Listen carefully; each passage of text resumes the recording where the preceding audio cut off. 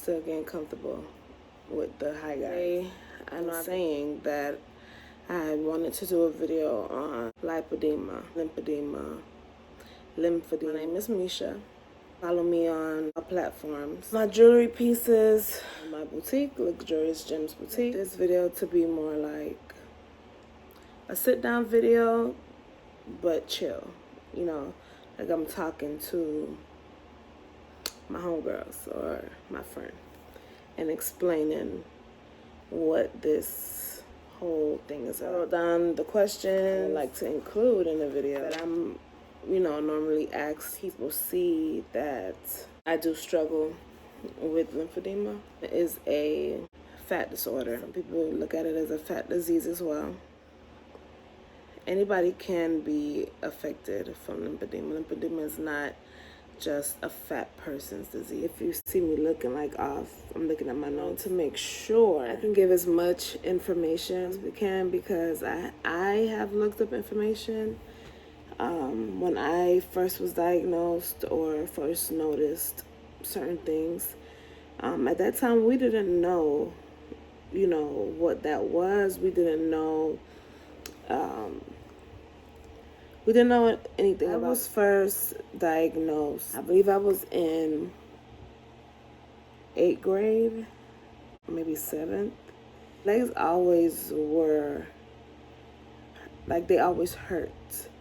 But for some reason, I started to have leg pain that was severe to the point where it was affecting how I walk. The doctor, they just was like, it's because you're fat, that's why, you're overweight, blah, blah, blah. Things that doctors say sometimes. There wasn't really any help. I believe it got worse to the point where I had to stop going to school. Then I became homeschooled for a year. That is when I first started feeling the pain and effect from lymphedema. And if I could find pictures and like little things like that, I'll include it. Y'all bear with me because I'm just learning how to edit. I'm trying to work on the sound of my videos. Sometimes it's loud. Sometimes when I put music, it doesn't line up with clips or something. I'm still learning very good at graphics. I'm learning how to edit. So, bear with me. That's the first time I noticed. When I look back at pictures from my youth, I'm talking maybe 5, 6, 7, 8.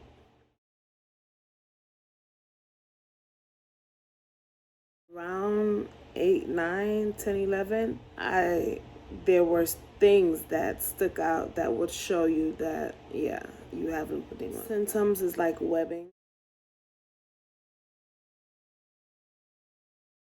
in your skin, or there's different stages.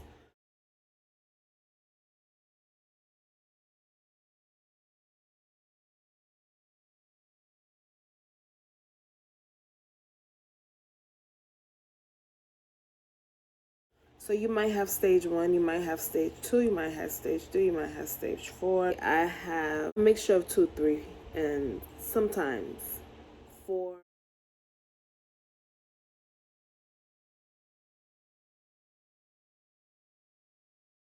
Depending on my activity. Lymphedema can affect all your limbs. It can affect one of your arms, one of your legs.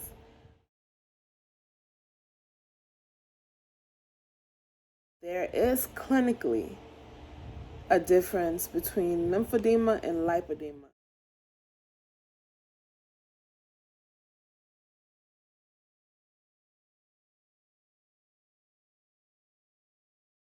Is when one of your limbs or extremities, or whatever the word they use, is suffering. The other one is when you have more than one. Be considered to have more than one, because I have it in my arms and I have it in my legs.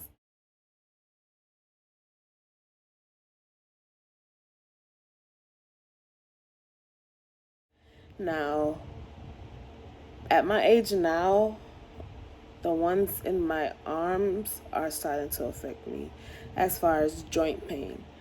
But I do also have osteoarthritis, and I also have rheumatoid factors.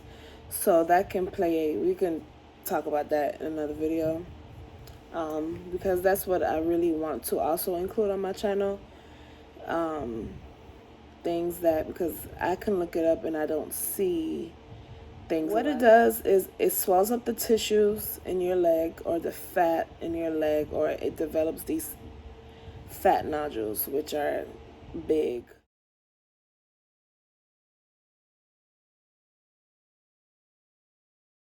Look, there's a doctor, I believe his name is Dr. Jamie Swartz. Total Care Lymphedema shows a lot of what the nodules look like.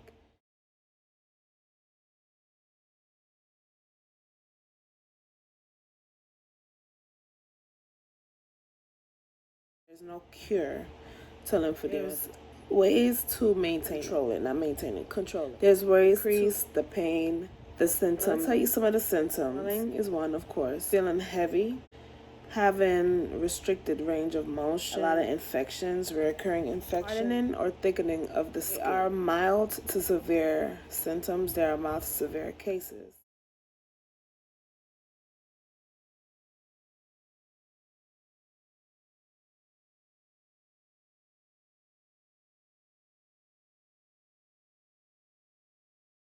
What I do to manage is things that cost a lot of money that insurance should pay for, but lymphedema is so newly researched that it's often some things, especially if you have Medicaid or state provided insurance, it's not covered. So you have to find ways to make it work for you. My motto is make life work for you, not life work you. Since a child, have found ways to make life work for me. So whatever changes, adaptations, adjustments, anything I have to do to live every day, I do. There's a machine that every night you're supposed to put on.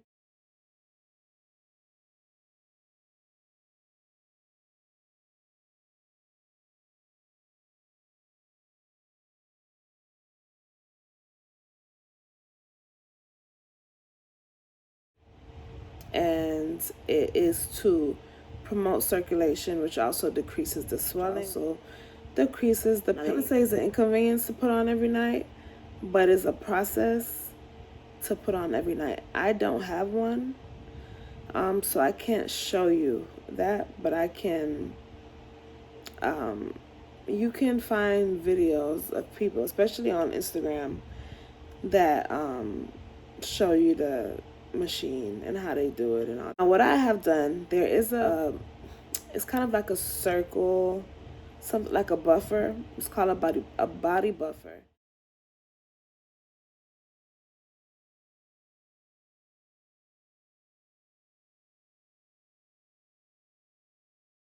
But I went to Home Depot and I got a buffer. I will insert the picture of the buffer that I use, because if I move, this whole setup is going to come crashing down.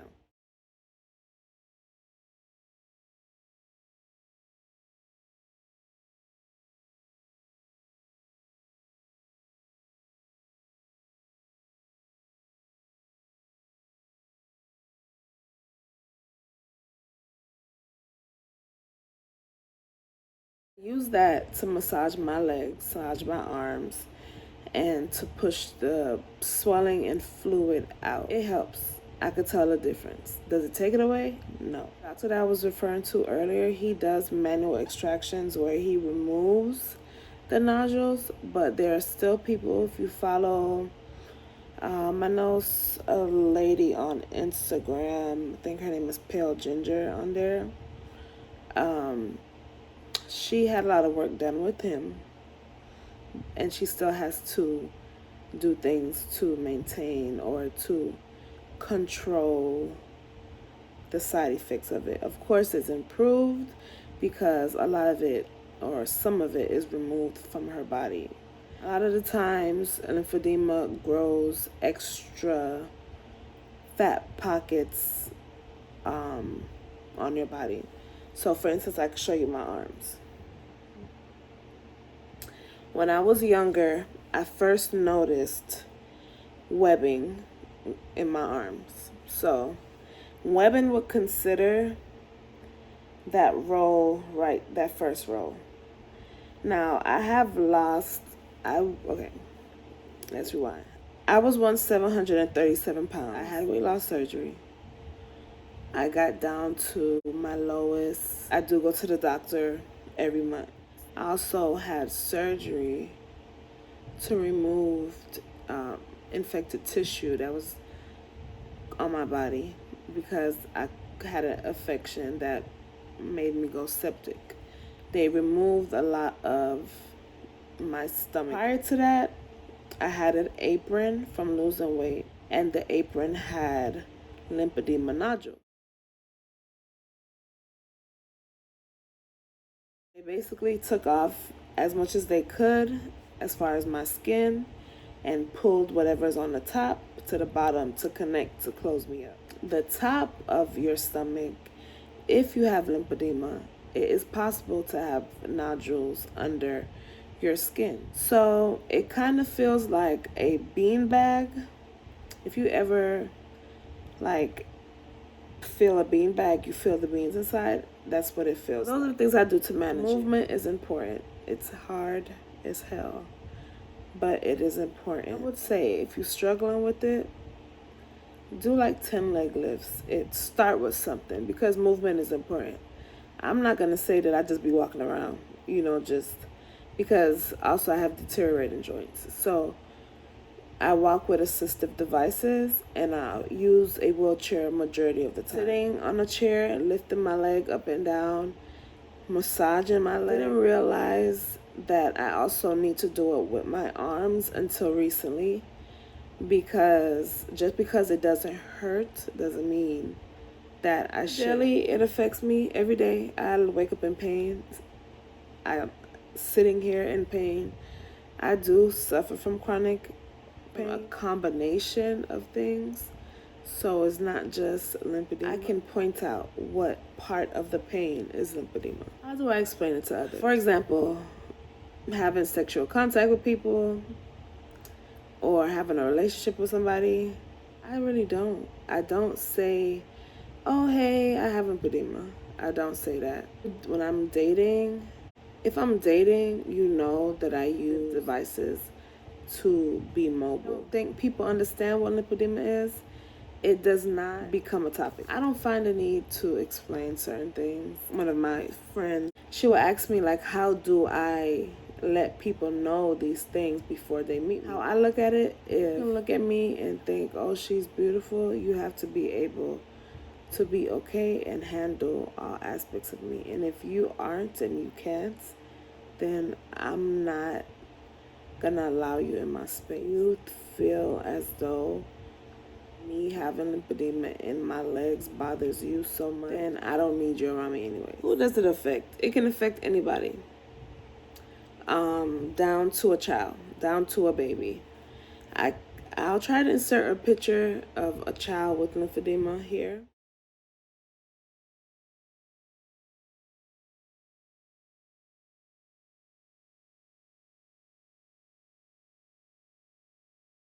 It doesn't discriminate. Anybody can get it. Due to today's technology, more advanced options. But if you are a person that's on Medicaid, your insurance is not funded by an employer, it's going to be hard to get a lot of those things covered. I started a journey a while ago to even just get diagnosed through Dr. Jamie's office, and I had to pay that out of pocket.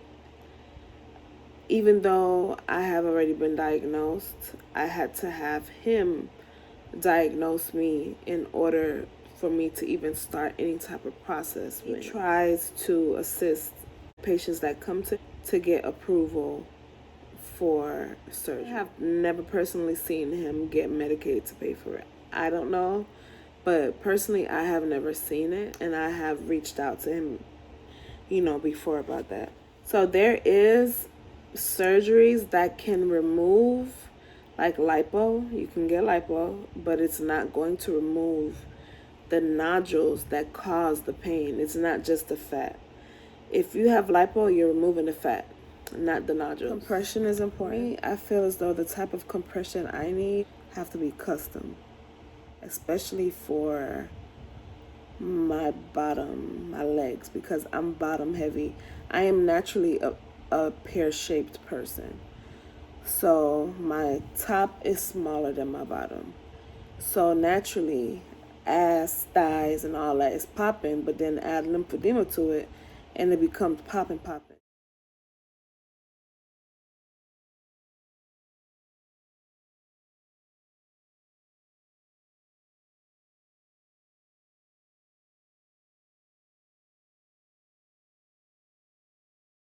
I believe that I would have to have mine customized, and the customization costs. Lymphedema is not caused by what you eat. It's a disease that's your fault. It's a chronic illness. I don't want to say it'll kill you, but it can.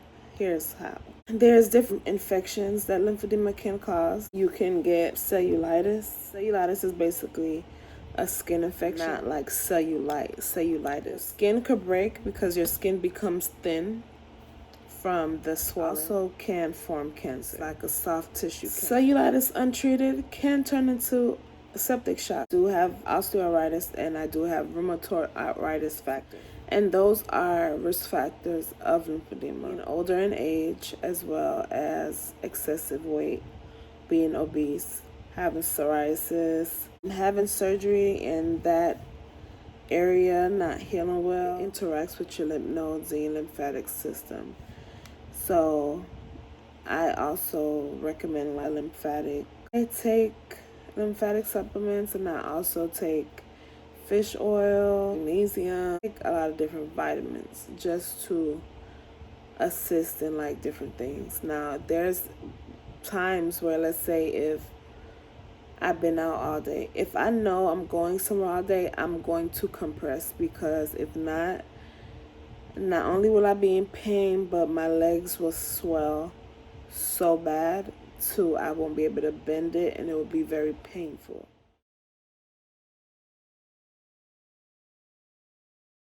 So it is very important to compress. Compression is annoying. A lot of times, some of them don't come with the hole, so when you need to go pee, and by being a bigger person, even if I need to go pee, eventually pee will get on the hole, and then I feel nasty, and then and it's like I can't do that. So that's that for me. And think that oh, she just wants to be fat, or all she has to do is work out, or it doesn't work like that. You have to have a routine.